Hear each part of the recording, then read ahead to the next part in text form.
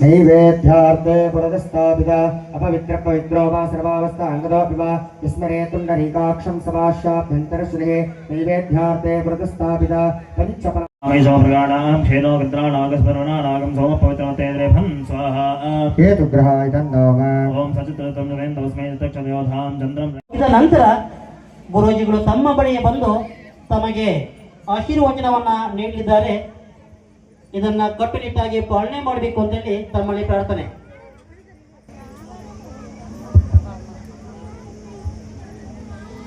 ಇದೀಗ ಪೂಜ್ಯ ಡಾಕ್ಟರ್ ಆನಂದ ಗುರೂಜಿಯವರು ನಿಜವಾಗಿಯೂ ಇದು ಈಗ ಮತ್ತೊಮ್ಮೆ ಈ ಒಂದು ಧಾರ್ಮಿಕ ಕಾರ್ಯಕ್ರಮಕ್ಕೆ ಆಗಮಿಸಿ ಎದ್ದು ನಿಂತು ಎಲ್ಲ ಪೋಷಕರು ಹಾಗೂ ವಿದ್ಯಾರ್ಥಿಗಳು ಎದ್ದು ನಿಂತು ಅವರಿಗೆ ಗೌರವವನ್ನು ಸೂಚಿಸಿ ಆಸೀನರಾಗಬೇಕು ಅಂತ ಹೇಳಿ ವಿನಂತಿ. ಆಗಮಿಸ್ತಾ ಇರ್ತಕ್ಕಂಥದ್ದು ನಮ್ಮ ನಿಮ್ಮೆಲ್ಲರ ಸೌಭಾಗ್ಯ ಅಂತ ಹೇಳಿ ನಾನು ಭಾವಿಸಿದ್ದೇನೆ.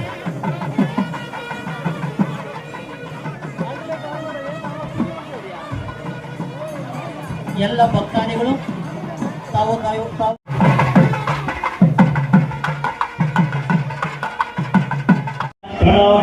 सरस्वती वाजे दुर्गादेवते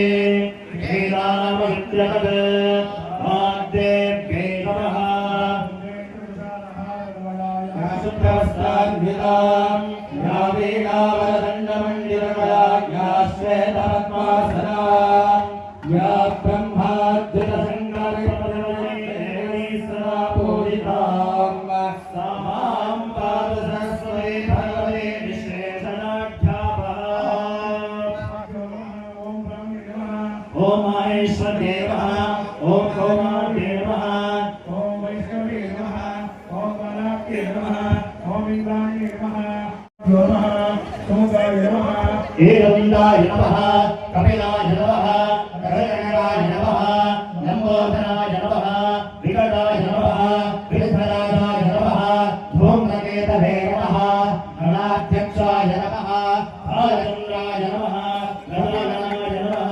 सर्वसिद्धिप्रदायक श्रीमन्महागणपतये नमः ओम केशवाय नमः ओम नारायणाय नमः ओम माधवाय नमः ओम गोविन्दाय नमः ओम मधुसूदनाय नमः ओम त्रिविक्रमाय नमः ओम वामनाय नमः ओम श्रीधराय नमः ओम ऋषिकेशाय नमः पद्मनाभाय नमः ओम दामोदराय नमः ओम संकर्षणाय नमः ओम प्रद्युम्नाय नमः ओम अनिरुद्धाय नमः ओम अधोक्षजाय नमः ओम नारसिंहाय नमः ओम हरगे नमः ओम श्रीकृष्णाय नमः ओम आदित्याय नमः ओम चन्द्रमसे नमः ओम अंगारकाय नमः ओम बुधाय नमः ओम गुरवे नमः ओम शुक्राय नमः ओम केतवे नमः आदित्यादि नवग्रहदेवताभ्यो नमः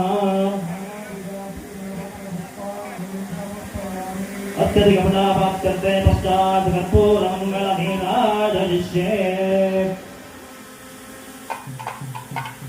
ಮಾಡಬೇಕು. ನಾವು ಮಕ್ಕಳಿಗೆ ಆಸ್ತಿ ಮಾಡಲಿಕ್ಕೋಸ್ಕರ ಮಕ್ಕಳ ಕಡೆ ಗಮನ ಕಡಿಮೆ ಮಾಡಿ ಮಕ್ಕಳ ಕೈಲಿ ಒಂದು ಮೊಬೈಲ್ ಕೊಟ್ಟುಬಿಟ್ಟು ನಮ್ಮ ಕೆಲಸ ನಾವು ಬೆಳಗ್ಗೆಯಿಂದ ಸಾಯಂಕಾಲ ತನಕ ದುಡಿಯೋದಕ್ಕೆ ಹೋಗ್ತೀವಿ ಅಂದರೆ ಅದು ಪ್ರಯೋಜನ ಇಲ್ಲ.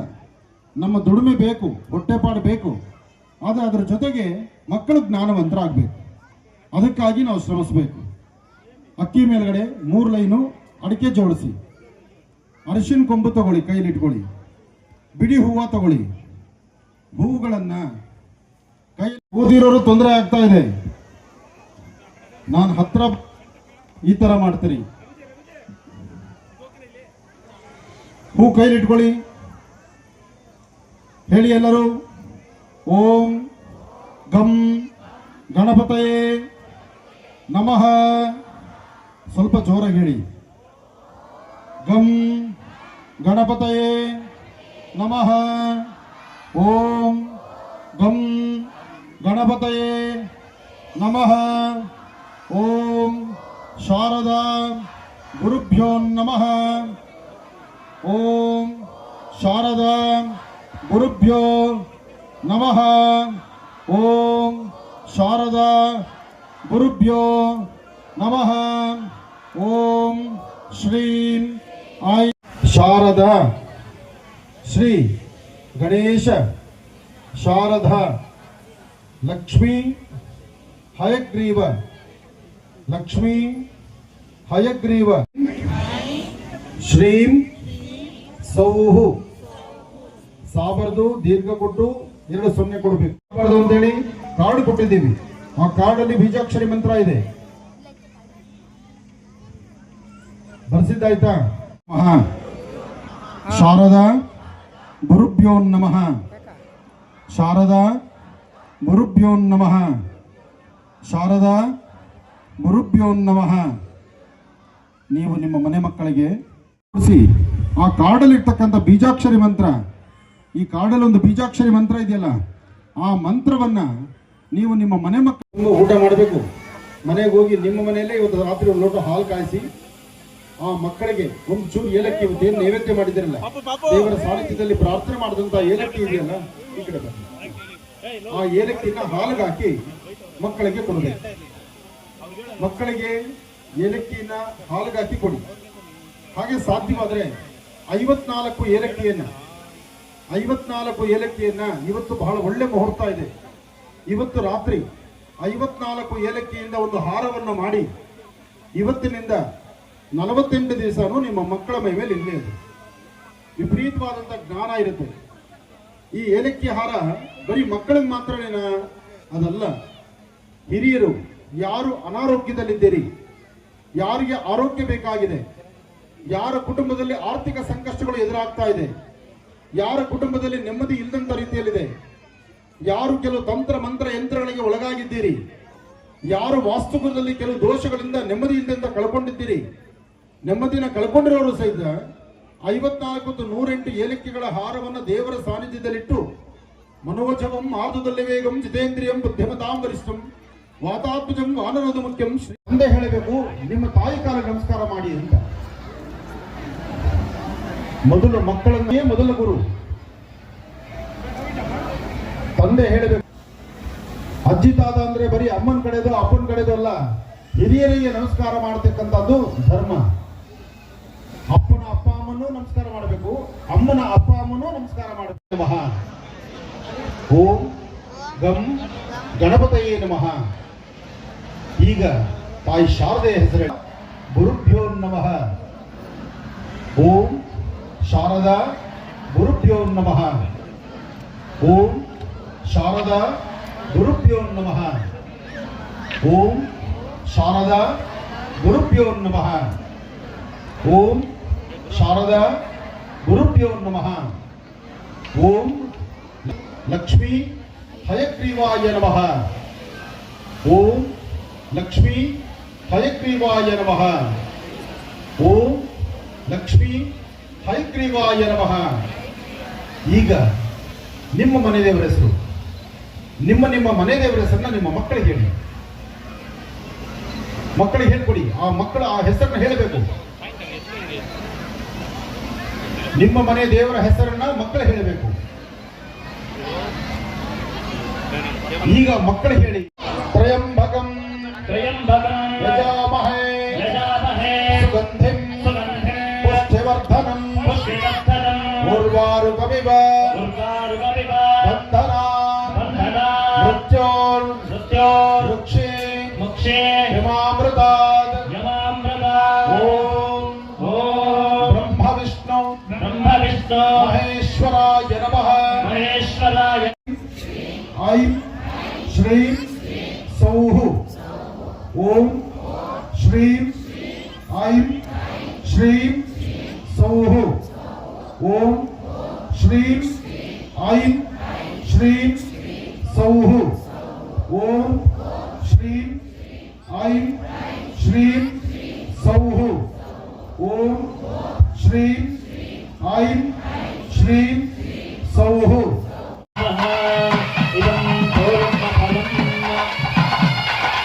Om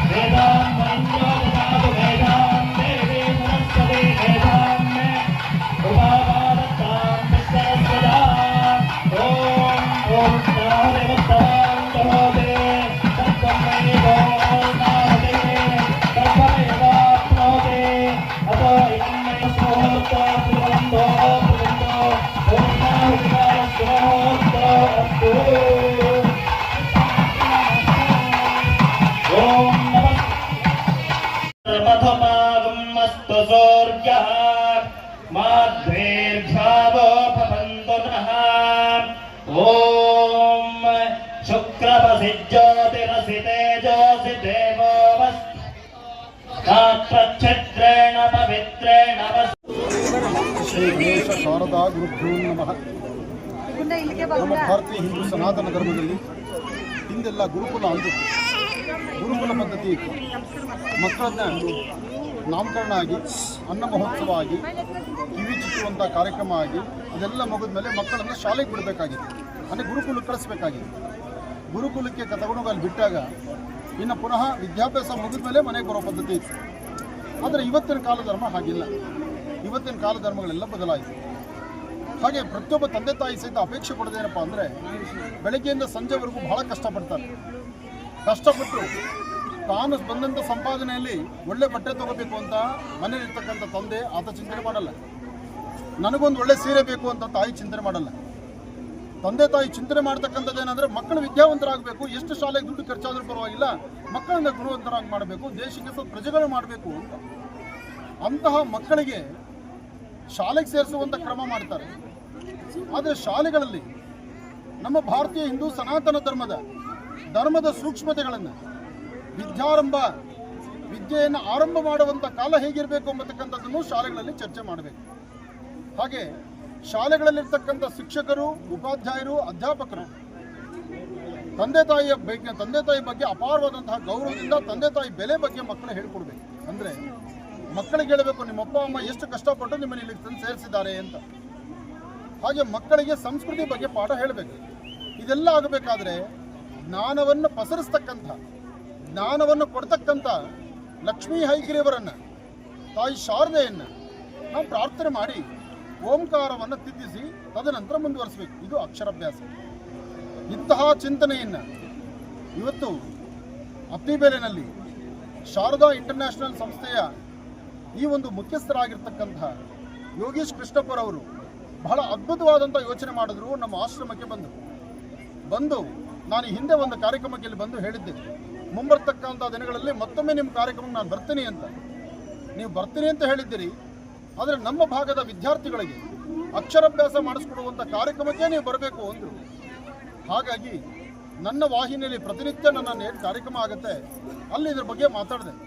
ಯೋಗೇಶ್ ಕೃಷ್ಣಪ್ಪ ಅವರು ಹೇಳಿರುವಂಥ ಅವರ ಧ್ವನಿಗೆ ನನ್ನದೊಂದು ಧ್ವನಿ ಇರಲಿ, ಈ ಭಾಗದ ವಿದ್ಯಾರ್ಥಿಗಳು ಒಳ್ಳೆಯ ಧ್ವಜಗಳಾಗಲಿ ಅಂತ ಇವತ್ತು ಅಕ್ಷರಾಭ್ಯಾಸ ಆಗ್ತಕ್ಕಂಥ ಕ್ರಮಕ್ಕೆ ನಾವು ಮುಂದಾದೆ.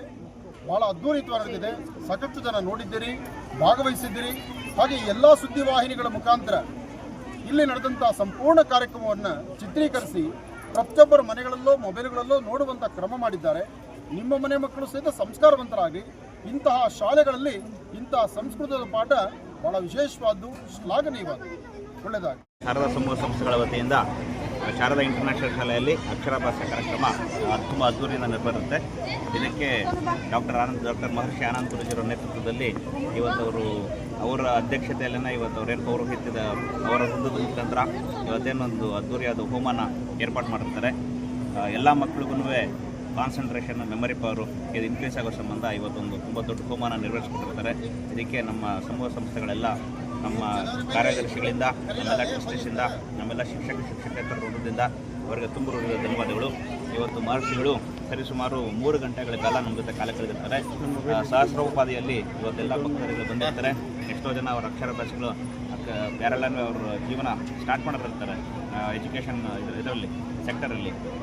ಅಂಥ ಮಕ್ಕಳಿಗೆಲ್ಲನೂ ಇವತ್ತು ಅಕ್ಷರಾಭ್ಯಾಸ ಮಾಡಿಸೋದ್ರ ಮುಖಾಂತರ ಅವ್ರಿಗೂ ಒಂಥರ ಧನ್ಯತಾ ಭಾವ ಮೂಡಿಸಿರ್ತಾರೆ. ಸ್ವಾಮೀಜಿಗಳು ನಮ್ಮ ಜೊತೆ ಅಟ್ಲೀಸ್ಟ್ 3 ಗಂಟೆ, ಕನಿಷ್ಠ ಪಕ್ಷ 3 ಗಂಟೆಗಳಿಗೂ ಹೆಚ್ಚುವರಿಯಾಗಿ ನಮ್ಮ ಜೊತೆ ಕಾಲ ಕಳೆದಿರ್ತಾರೆ. ಅವರು ಹಿತನುಡಿಗಳನ್ನ ಆಡಿರ್ತಾರೆ. ಆಮೇಲೆ ಬೋಧನೆಗಳನ್ನ ಆ್ಯಕ್ಚುಲಿ ಮಾಡಿದ್ದಾರೆ. ಸೋಷಿಯಲ್ ಮೀಡಿಯಾ ಇದರ ಇನ್ಫ್ಲೂಯೆನ್ಸ್ಗಳು ಆಗ್ತಿರೋದ್ರ ಬಗ್ಗೆ, ಆಮೇಲೆ ಈ ತಿಂಡಿಗಳ ಬಗ್ಗೆ, ಉಪಾಸನೆಗಳ ಬಗ್ಗೆ, ಇದರ ಬಗ್ಗೆನೂ ಎಲ್ಲ ಪೋಷಕರಿಗೂ ಒಂದು ಮಾರ್ಗದರ್ಶನವನ್ನು ನೀಡಿರ್ತಾರೆ. ಹಾಗೆಯೇ ಬೀಜ ಮಂತ್ರ ಮತ್ತೊಂದು ಅನುಷ್ಠಾನದ ಕೆಲವೊಂದು ಅನುಷ್ಠಾನಗಳ ಬಗ್ಗೆ, ಇದ್ರ ಬಗ್ಗೆ ಎಲ್ಲನೂ ಸವಿಸ್ತಾರವಾದ ಮಾಹಿತಿಯನ್ನು ಎಲ್ಲ ಪೋಷಕರಿಗೂ ವೇದಿಕೆ ಮುಖೇನ ಪ್ರತಿಯೊಬ್ಬರಿಗೂ ತಿಳಿಸಿಕೊಟ್ಟಿರ್ತಾರೆ. ಅದ್ರ ಜೊತೆಗೆ ಅವರೇ ಸ್ವತಃ ಪ್ರತಿ ಮಗುವಿಗೂ ಪ್ರತಿಯೊಬ್ಬ ತಾಯಿ ತಂದೆ ಹತ್ರ ಹೋಗಿ ಆಶೀರ್ವದಿಸೋ ಮುಖಾಂತರ ಪ್ರತಿಯೊಬ್ಬರಿಗೂ ಒಳ್ಳೆಯದಾಗಲಿ ಅಂತೇಳಿ ತುಂಬ ಹೃದಯದಿಂದ ಹಸಿರ್ತಾರೆ. ಇದಕ್ಕಾಗಿ ಮಹರ್ಷಿ ಡಾಕ್ಟರ್ ಆನಂದ್ ಗುರೂಜಿಯವರಿಗೆ ನಾನು ಯಾವತ್ತೂ ಆಭಾರಿಯಾಗಿರ್ತೀನಿ ಅಂತೇಳಿ ಮೀಡಿಯಾ ಮುಖಾಂತರ ಅವರಿಗೆ ಇನ್ನೊಂದು ಸತಿ ಮನವರಿಕೆ ಮಾಡಿಕೊಡ್ತೀನಿ. ಆಮೇಲೆ ಈ ಒಂದು ಕಾರ್ಯಕ್ರಮ ವತಿಯನ್ನು ಇವತ್ತು ನಡೆಸಿಕೊಟ್ಟಿದ್ದಾರೆ. ಇದು ಸಕ್ಸಸ್ ಆಗಲಿಕ್ಕೆ ಕಾರಣಭೂತರಾದ ಎಲ್ಲ ಅತಿಬಲ ನಾಗರಿಕರಿಗೆ ಹಾಗೂ ಸುತ್ತಮುತ್ತಲಿನ ಎಲ್ಲ ಗ್ರಾಮಸ್ಥರಿಗೂ ನಮ್ಮ ಸಂಸ್ಥೆಯ ವತಿಯಿಂದ ತುಂಬ ಹೃದಯದ ಧನ್ಯವಾದಗಳು.